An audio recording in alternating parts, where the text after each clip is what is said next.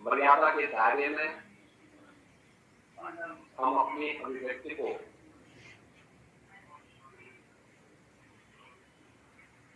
सदन के मंच पर रखें, सदन के पटल पर रखें,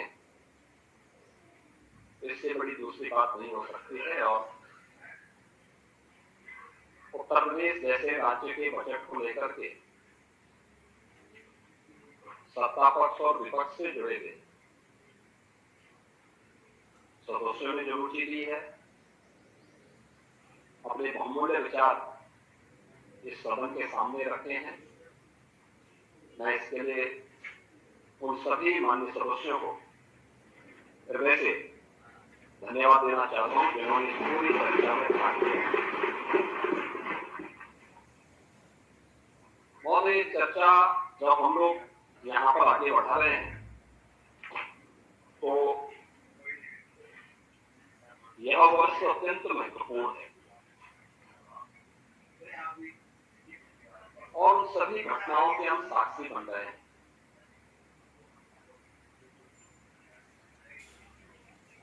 महाकुंभ प्रयागराज आज उत्तर प्रदेश ही नहीं बल्कि देश और दुनिया की हर उस व्यक्ति की मनोमस्तिष्क में छाता हुआ दिखाई दिया है जो अपने आप में दुनिया की एक यूनिक इवेंट बनकर के लंबे समय तक दुनिया को अपनी ओर आकर्षित करेगा।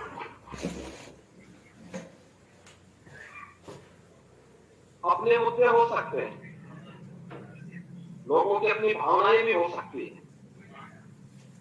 और उसको हम किसी पर जबरन थोप भी नहीं सकते और ये हमारी प्रवृत्ति भी नहीं, क्योंकि जब महाकुंभ का आयोजन हो रहा था उस समय भी हम लोग इस बात का अनुभव कर रहे थे कि बहुत सारे ऐसे माननीय सदस्य थे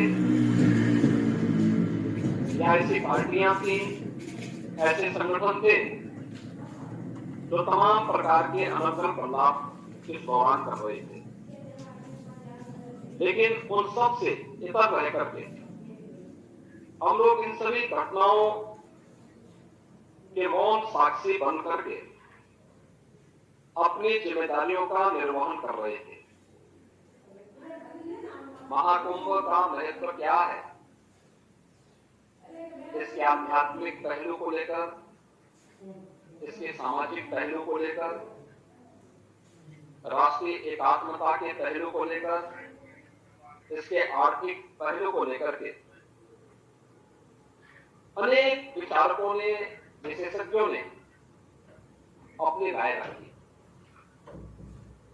और स्वाभाविक रूप से कुंभ के बारे में चर्चा वही कर सकता है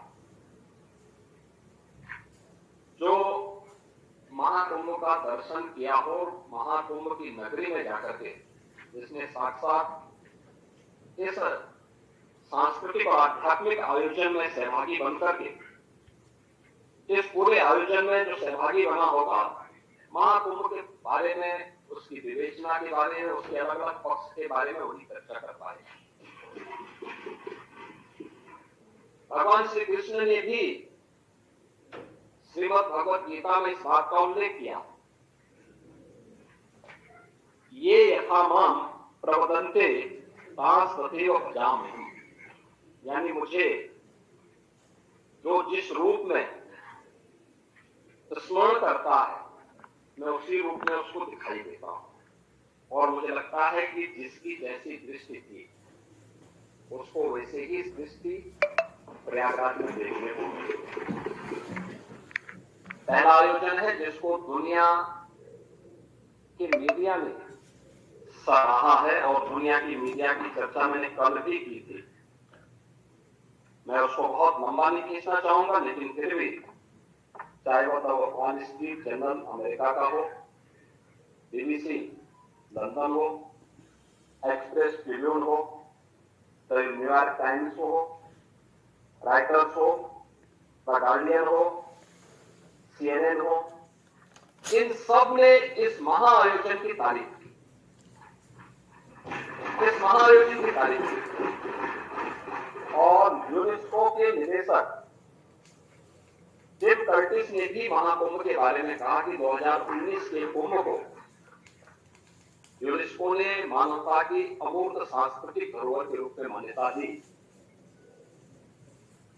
उन्होंने कहा कि इससे पहले 2023 में इसके सामाजिक, आर्थिक और पर्यावरणीय प्रभावों की निगरानी की जा रही थी।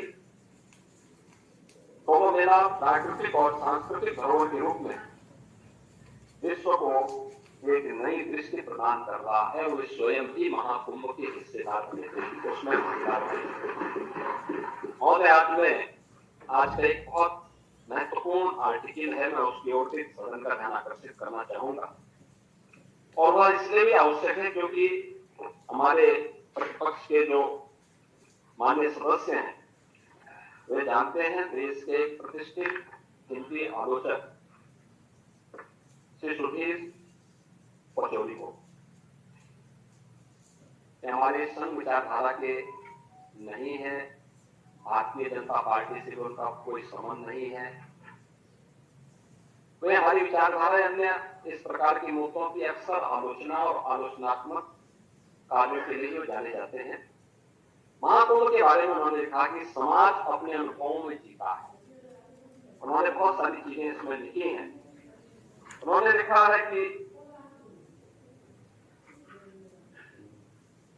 45 दिन लंबे अनुभव में हर रोज 1 से 1.5 करोड़ की संख्या में आदि संगम में सहज अनुशासित भाव से आस्था की डुबकी लगाती और उतनी शांति से वापस आती भीड़ ने अपने सदव्यवहार से दुनिया की मीडिया को आकर्षित और अद्भुत किया। भारत के सनातन धर्म के अनुशासन को, उसकी आस्था को अभिव्यक्त किए जा रहे हैं। उन्होंने ये भी लिखा है कि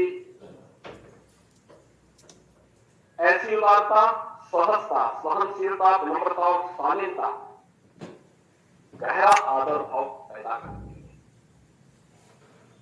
यानी भारत के प्रति और सनातन धर्म के प्रति हर व्यक्ति के मन में यह जो भाव है, आपने देखा होगा 66 करोड़ 30 लाख से अधिक श्रद्धालु आते हैं और इन 45 दिनों में प्रयागराज हो, उत्तर प्रदेश हो, कहीं भी कोई लूट की घटना नहीं, कोई अपहरण की घटना नहीं, कोई दुष्कर्म बलात्कार की घटना नहीं, कोई भी छेड़छाड़ नहीं, कोई भी ऐसी घटना नहीं जिसके बारे में कोई अपने आप को शर्मिंदा महसूस करे। ये सामाजिक अनुशासन नहीं तो क्या है? एक आत्मता का इससे अच्छा उदाहरण, जाति के भेद सारी सीमाएं टूट गई। कोई जाति का भेद नहीं, कोई पंथ का भेद नहीं, कोई संप्रदाय का भेद नहीं, कोई क्षेत्र का भेद नहीं। देश की सीमाओं को भी लांघने वाला, वसुधैव कुटुंबकम के भाव को जागृत करने वाला महाकुंभ एक नया संदेश दुनिया को दिया है। अंत में सुरेश पचौरी इस बात को भी लिखते हैं अपने आर्टिकल में कि क्या पता कि ऐसे ही निंदकों के प्रतिकार में इस महाकुंभ में इतने रिकॉर्ड तोड़ श्रद्धालु आए ताकि दुनिया जान ले कि समस्त हिंदू समाज एक है। यानी जो लोग महाकुंभ की निंदा कर रहे थे उनके बारे में वो कहते हैं कि जो लोग कभी पॉल्यूशन को लेकर के, कभी व्यवस्था को लेकर के, कभी किसी अन्य झूठी खबर को लेकर के तमाम प्रकार से इस महाकुंभ के आयोजन को किसी न किसी प्रकार से हतोत्साहित करना चाहते थे, लेकिन उन सब निंदकों को मुंहतोड़ जवाब देने के लिए जनता जनार्दन प्रतिकार के रूप में भी वहां पर उपस्थित होती हुई दिखाई दी। उन्होंने कहा कि नहीं, हम सब एक हैं ताकि दुनिया जान ले कि समस्त हिंदू समाज एक है। यही नहीं, महाकुंभ ने एक नया हिंदू विमर्श भी पैदा किया है कि ये पश्चिमी आधुनिकता जिसे तूने दूषित किया, वह अब भी हमारे लिए पवित्र है। याद करिए, इस गंगा की पवित्रता और अविरलता के बारे में प्रश्न उठा। 2014 के पहले, नमामि गंगे परियोजना के पहले उत्तर प्रदेश के अंदर मां गंगा 1000 किलोमीटर दूरी तय करती है, बिजनौर जनपद से बलिया जनपद तक। इन 1000 किलोमीटर के दायरे में सबसे क्रिटिकल पॉइंट,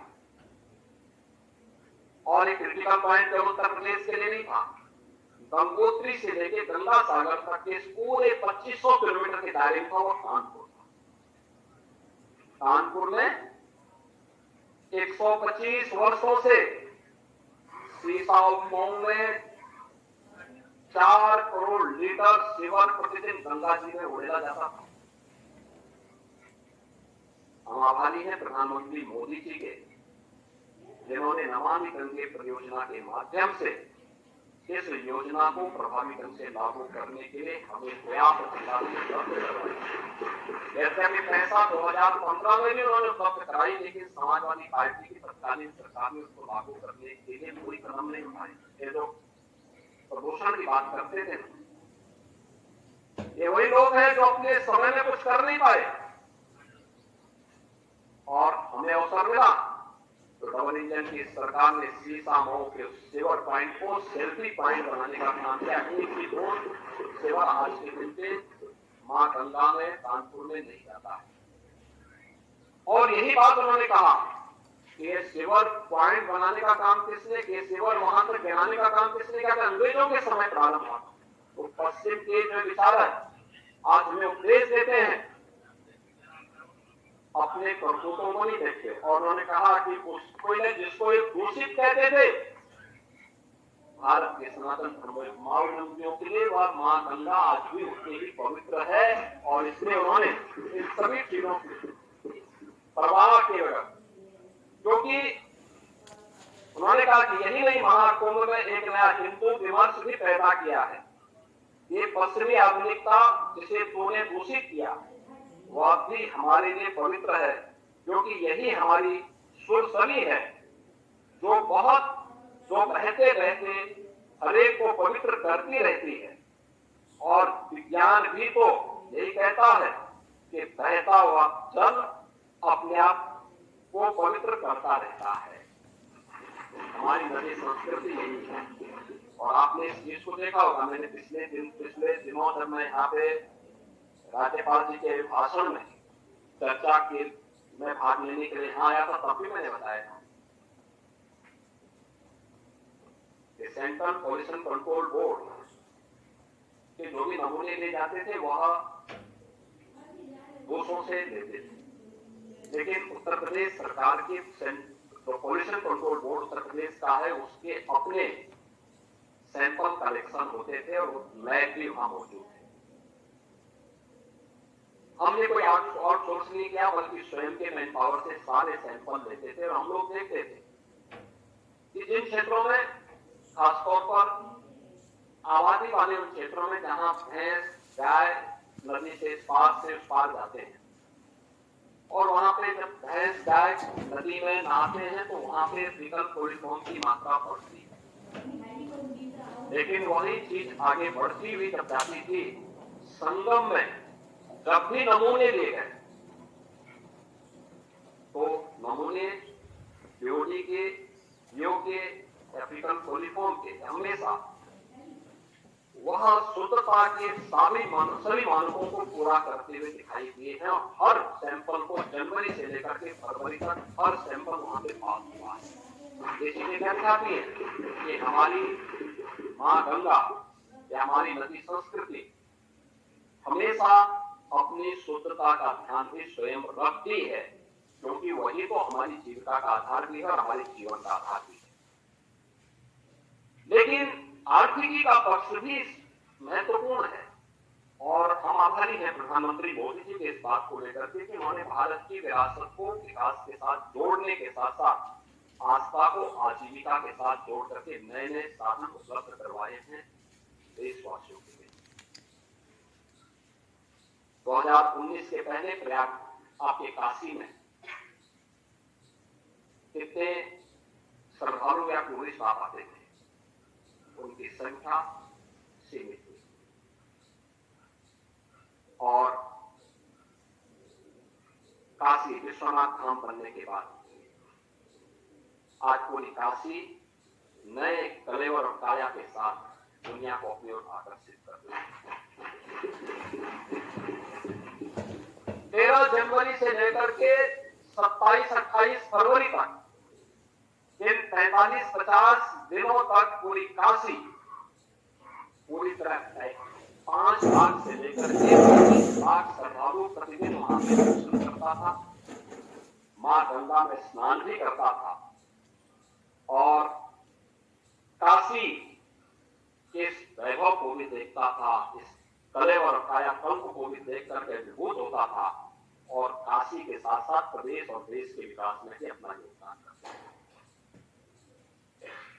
लेकिन काशी के लोगों का धैर्य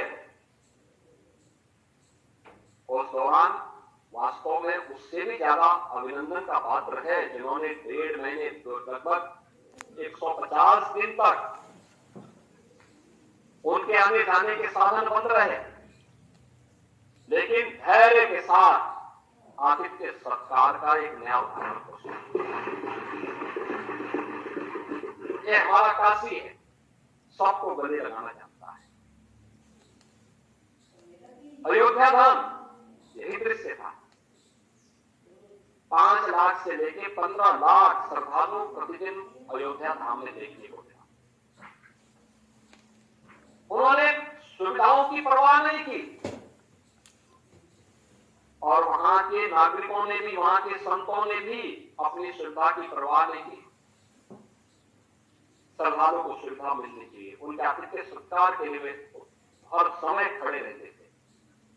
मैं इस अवसर पर प्रयागराज के साथ साथ अयोध्या धाम और काशी धाम से जुड़े हुए अपने सभी वहां के नागरिकों का भी हृदय से अभिनंदन करता हूं, धन्यवाद देता हूं, जिन्होंने धैर्य के साथ इस आयोजन को अपना आयोजन बनाया। और हमने देखा कि जिस भी जगह से श्रद्धालु जन गए, पर्यटक गए, उस जनपद के लोगों ने भी आतिथ्य सत्कार के नए उदाहरण प्रस्तुत किए। क्या चित्रकूट हो या प्रतापगढ़, जौनपुर हो, भदोही हो, मिर्जापुर हो, कौशाम्बी हो, फतेहपुर हो या जिस भी मार्ग से गए, हर एक जगह लोगों ने अभिभूत करने वाला स्वागत किया। मुझे याद है 28 जनवरी को सायंकाल 5 बजे से लेकर के 29 जनवरी को हम लोगों ने प्रयागराज में भीड़ के वैल्यूम को देखते हुए लगभग 2 लाख वाहन अगल बगल के जनपदों में रुके और उस जनपद में ही उन श्रद्धालुओं के लिए भोजन की, रहने की व्यवस्था की थी, वहां के नागरिकों ने की थी, प्रशासन उसमें लोग कर रहे आतिथ्य सत्कार का इससे बड़ा उदाहरण और क्या, और कहीं कोई घटना नहीं, कहीं कोई घटना नहीं। हाँ, पूरी दुनिया आई थी, 100 से अधिक देशों के लोग इस अवसर पर आए और आर्थिकी के बारे में इसकी आस्था आजीविका का आधार बनता है। आप बीजे की बात करते हैं, मैं तो एक नाविक की चर्चा कर रहा हूं, मैंने कल भी सदन में की थी। एक नाविक परिवार जिनके पास 130 नौकाओं का बेड़ा है, उन्होंने 13 जनवरी से लेकर के 26 फरवरी के बीच में 30 करोड़ रुपए कमाए हैं। आप मुझे बताइए क्या इतना पैसा